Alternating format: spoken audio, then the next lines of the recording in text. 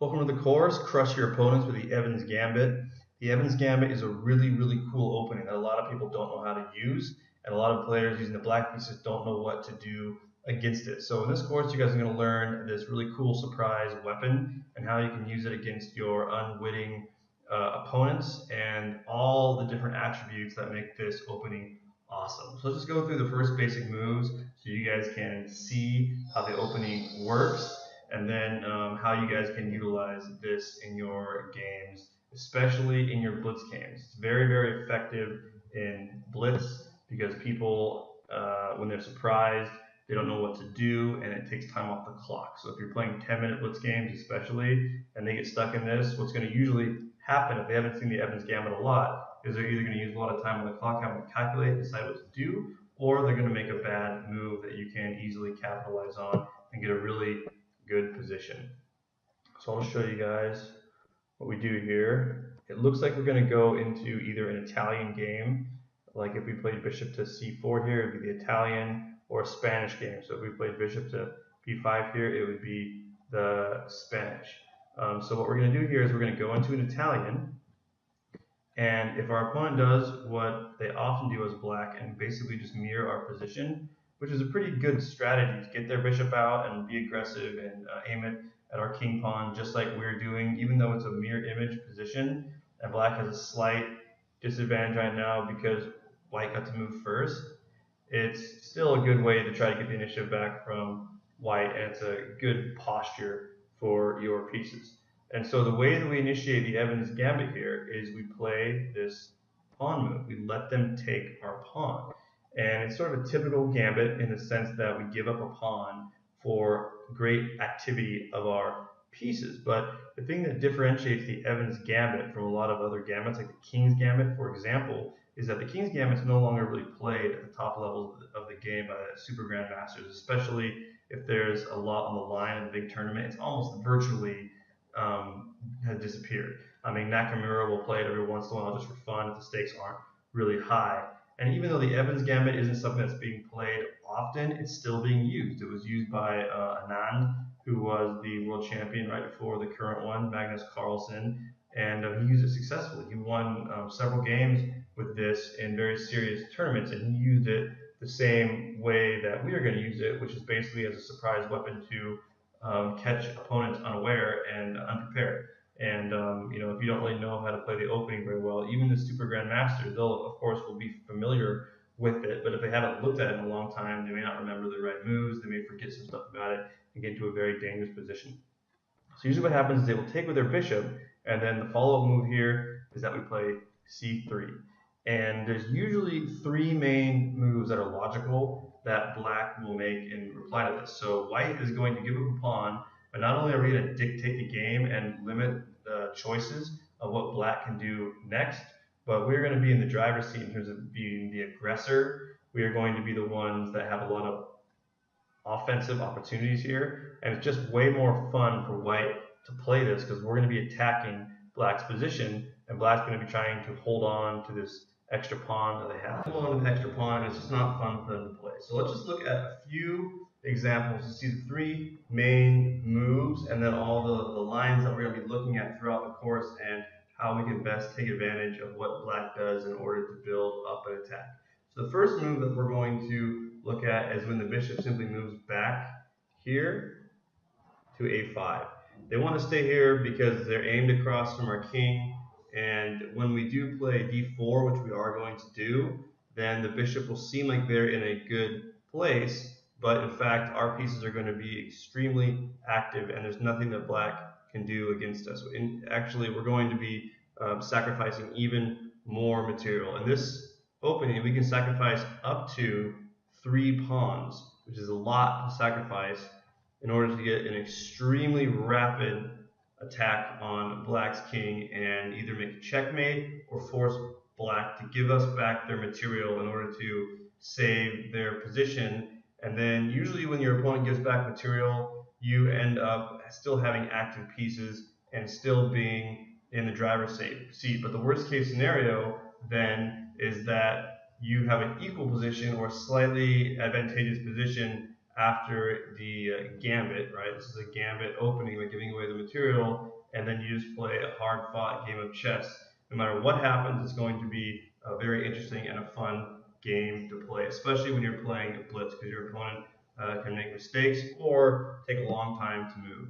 So what we're going to do in this case is we're going to play d4, and then we're going to castle. Now we're going to go into detail of what happens in various different scenarios here. The simple thing is they will oftentimes take this pawn, and then we can castle. It allows them to take another pawn. So in this case, we're down by 2 pawns, but we have rapid mobilization of our pieces. Our bishops can come out both ways. We can put our queen here on b3, threaten to take this pawn, basically forcing black's queen out, and we can do all kinds of really fun stuff. We can bring our bishop out here and attack the queen to make him move and force him back. All of our pieces are coming out and they're coordinated. We can force him to do things like this, weakening his king, giving us the opportunity to take this knight, and then lots of other fun stuff. We can take back this pawn if we want to with the knight, since we have the queen defending it, and then only be down 1 pawn. We can do a lot of really fun stuff here. That's just one very, very brief example of what we can do. We can take the knight back right away if we want to. Can't take this pawn here because we can pin his queen to the king, and he's in trouble because of the nature of this opening. Once we get castled and the opponent hasn't had a chance to castle yet, and because we have so many open files and open diagonals, we have a lot of threats. So black has to be really careful what they do. And of course, that's why we play this opening and give up the pawns. We give up the pawns to move them out of the way for rapid mobilization of our pieces. Notice that we can take this bishop out over here at any point if we want to, and so now we have all our pieces aimed at the king side. It's just very, very, very dangerous. Okay, so that's the first thing that black can do in response to this move c3, which puts us into the Evans Gambit. The next thing they can do, we're going to look at, is they can go back to c5 here, and we're still going to go ahead and play d4, because the whole point is that we want to get rapid mobilization of our pieces and move these pawns out of the way. So if he go ahead and decides to take that pawn, now we can take back. We're going to look at this and let him make a check if he wants to. It's fine if he wants to do that.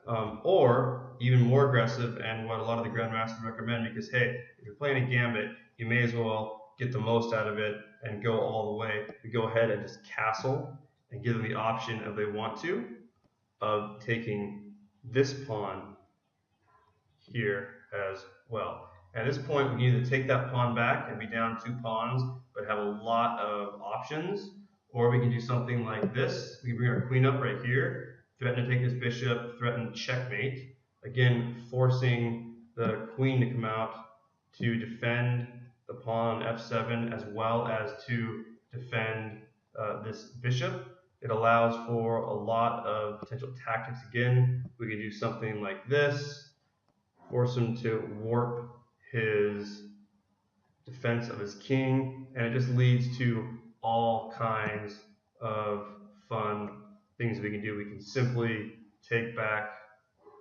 this pawn, the knight, if we want to. Notice all of our pieces are active. Every single one of our pieces, even this bishop that we haven't moved, it's still active because we can put it out here in one move. We can bring it to bear on all of these weak points in black's position. We can also simply bring this knight up here where it's defended by the bishop and threaten this pawn again with 3 pieces.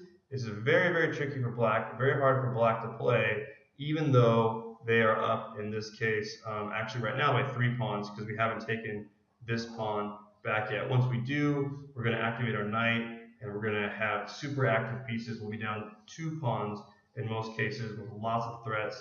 And in Blitz, I can't tell you guys how many times I have checkmated my opponent with the Evans Gambit or won massive amounts of material. In order for the opponent to save a checkmate, have to give everything back to you, and it's so fun to play. most people still aren't very well versed in this opening, and it's just a really good weapon to have. I find that it's much more effective than the King's Gambit or the Schliemann Gambit or any of those other Gambit openings. And in this course, you're going to learn why, and you're going to learn how to play it. Finally, the third option that we're going to look at a lot is if the bishop just decides to go back to e7, which is a very passive move, but they're saying, okay, I don't want to accept this gambit. I'm just going to go ahead and back it up, in which case it's very, very dangerous. We can knock this knight off. We can simply play c3, and then later play d4 as well. Give ourselves a really, really strong center. Basically, black is declining the gambit here, but oftentimes with gambits, when you decline them, you allow your opponent to develop their pieces very harmoniously, and you're going to get a good opening anyway. And so we're going to look at that. We're going to look if you decline, and then what I meant to actually show you this time was after we play c3, if they decide to bring the bishop back. And in this case, we just do the same thing. We play d4, and we go for a really dangerous opening. Now in this case, notice we can bring the queen to bear on this pawn. In this case, the bishop is blocking the queen. The queen cannot defend this checkmate. They are forced to bring out the knight, which we can take, and they're going to get checkmated in this case. So they have to be very, very careful if they play the bishop back to there. There are lots of traps, lots of landmines, you could say, in this opening for black. If they don't know what they're doing, the game can just be over immediately. So we're going to have a lot of fun in this course. We're going to learn about all different variations and ways that white can win, and look at black's best moves, so we know what to do if they respond well to our gambit. And then you guys are going to go out there and start winning a lot of games with this on the internet, playing blitz, and have a lot of fun doing so.